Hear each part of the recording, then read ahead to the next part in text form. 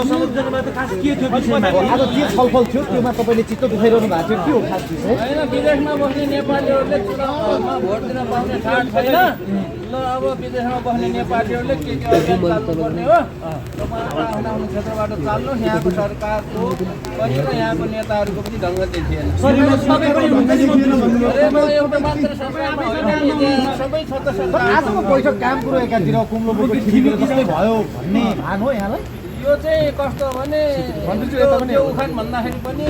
नेपालीको सल्लाह खरानीको डल्ला भने जस्तो कुरा भयो आजको सल्लाह चाहिँ खरानीको डल्ला जस्तो यहाँको कुरा नसुन्ने काम लागेन म त एकजना व्यक्ति हो नि त एकजना व्यक्ति साथीहरूको मात्र कुरा होला तर सरकारमै भएर यस्तो भन्न मिल्छ भन्ने कुरा पनि आउला सरकारमै आफै यस्तो असहमत कुराले केही हुँदैन